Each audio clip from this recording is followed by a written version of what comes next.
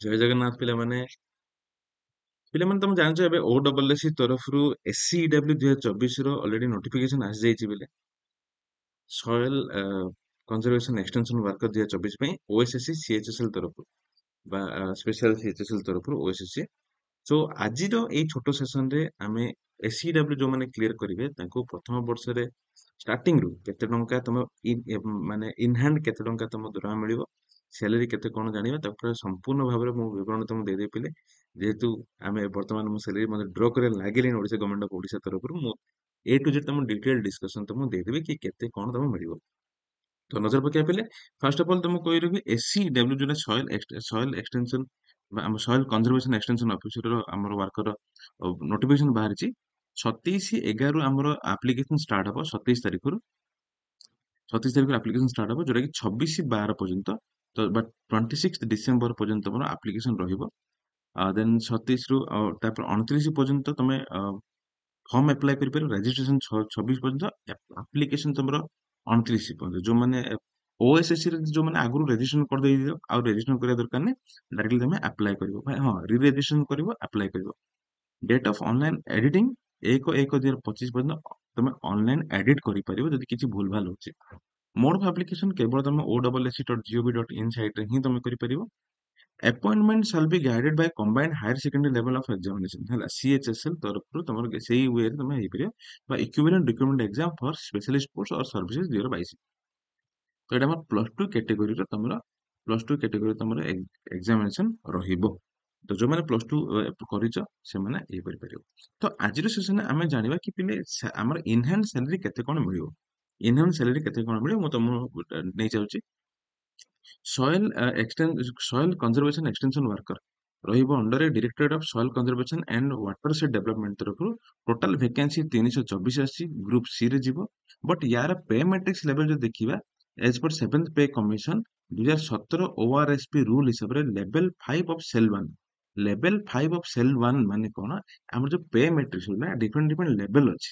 ଏବେ group C ରେ ମଧ୍ୟ ଯୋଉମାନେ ଜୁନିୟର ଆସିଷ୍ଟାଣ୍ଟ ପାଇଛନ୍ତି ସେମାନଙ୍କର ଲେଭେଲ 4 ଅଫ ସେଲ୍ 1। ତା ମାନେ କଣ, ଲେଭେଲ 4 ଅଫ ତାଙ୍କର ମାନେ ବେସିକ ପେ ହଉଛି 19,900, ହେଲା। ସେମିତି ଲେଭେଲ 5 ର ମଧ୍ୟ 21,700 ଟଙ୍କା ତମର ବେସିକ ପେ ଟା ଅଛି। ବେସିକ ପେ ଅଛି। ତ ଯଦି ତମେ ଯଦି 21,700 ଟଙ୍କା ତମ ବେସିକ ପେ ରହିଲା, ପ୍ରଥମେ ସେଲ୍ 1 ରହିବ, ତାପରେ ତମର କଣ ଯିବ ନା ନେକ୍ସଟ ଇୟରକୁ ସେଲ୍ 2 ହବ, ନେକ୍ସଟ ଇୟରକୁ ସେଲ୍ 3 ହବ। ତ ଗୋଟେ ବର୍ଷରେ ଇନକ୍ରିମେଣ୍ଟ ହେଇ ଗୋଟେ ସେଲ୍ ବଢି ବଢି ଚାଲେ। ତ ଯଦି ମୁଁ କହିବି ପ୍ରଥମ ବର୍ଷରେ ଯଦି ତମେ ସେଲ୍ 1 ରେ ଯୋଉମାନେ ଏଣ୍ଟ୍ରି କରିବେ, ଲେଭେଲ 5 ର ସେଲ୍ 1 ରେ ଏଣ୍ଟ୍ରି କରିବେ, ତ ଆମକୁ କେତେ ଟଙ୍କା ଇନ୍ ହ୍ୟାଣ୍ଡ ସାଲାରୀ କେତେ ମିଳିବ ମୁଁ ତମକୁ କହିଦଉଛି ୱିଥ୍ ଟୋଟାଲ ଡିଡକ୍ସନ କେତେ କଣ ରହୁଛି।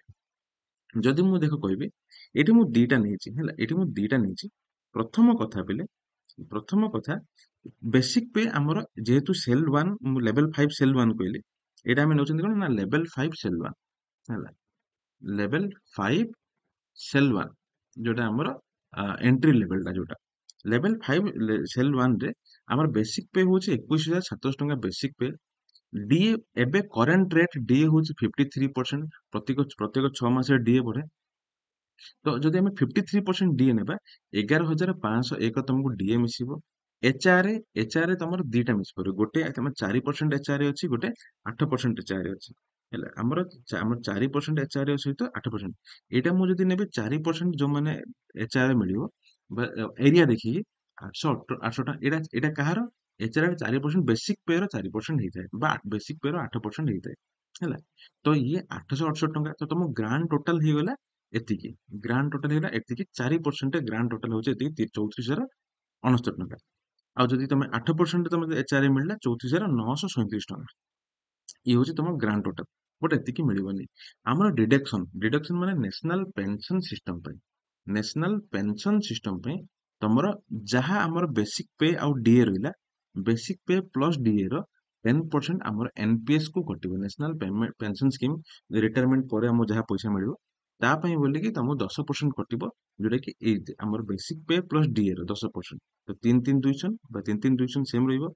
ପି ଟ୍ୟାକ୍ସ ଗୋଟେ ଯୋଉଟା କି ଆମେ କହୁଛନ୍ତି ପ୍ରଫେସନାଲ ଟ୍ୟାକ୍ସ, ହେଲା। ପ୍ରଫେସନାଲ ଟ୍ୟାକ୍ସ ମଧ୍ୟ 200 ଟଙ୍କା ତମର କଟିବ। ଟୋଟାଲ ଡିଡକ୍ସନ ହେଇଗଲା 3,520। ଏଠି ମଧ୍ୟ 3,520। ତ ଯଦି 4% ଏଚଆର ରେ ତମକୁ ଇନ୍ ହ୍ୟାଣ୍ଡ କେସ୍ ତମକୁ ମିଳିବ 30,549 ଟଙ୍କା। ଆଉ 8% ଏଚଆରଏ ରେ ତମ ଇନ୍ ହ୍ୟାଣ୍ଡ କ୍ୟାସ୍ ମିଳିବ 31,417 ଟଙ୍କା ଫାର୍ଷ୍ଟ ଇୟରରେ, ପ୍ରଥମ ବର୍ଷରେ ଯେ ତମେ ଜଏନ୍ କରିବ, ଯୋଉ ଦିନ ଜଏନ୍ କରିବ ସେଇ ହିସାବରେ ପର ମନ୍ଥ 30,549 ଟଙ୍କା ତମେ ପାଇବ। ତା ସହିତ ପିଲେ ଆଉ ଗୋଟେ ଡିଡକ୍ସନ ଅଛି, ଯାହାକୁ ଆମେ କହୁଛନ୍ତି ଜିଆଇଏସ୍, ଗ୍ରୁପ ଇନ୍ସୁରାନ୍ସ ସ୍କିମ୍। ତମ ଫ୍ୟାମିଲି ପାଇଁ ଗୋଟେ ଜିଆଇଏସ୍ ହୁଏ, ଯୋଉଟା କି ରିଫଣ୍ଡେବଲ ହୁଏ। ଯୋଉଟା କି ରିଫଣ୍ଡେବଲ ହୁଏ, ସେଇଟା କଣ ନା ତମର 20,000 rupees ତମେ ମାନେ ପେ କରିବ 10ଟା ଇନଷ୍ଟଲମେଣ୍ଟରେ। 10 ଇନଷ୍ଟଲମେଣ୍ଟରେ ତମେ 20,000 ଟଙ୍କା ତମେ ମାନେ ପେ କରିବ, ଯୋଉଟା କି ତମ ଏଟ the end of your service ତମକୁ 20,000 ରିଫଣ୍ଡ ହେଇଯିବ। ଯଦି କ୍ୟାରିୟର ଭିତରେ ଯଦି କିଛି ଅସୁବିଧା ହଉଛି, ଦେନ୍ ସେ ଜିଆଇଏସ୍ ରୁ ତମକୁ ପଇସା ମିଳେ।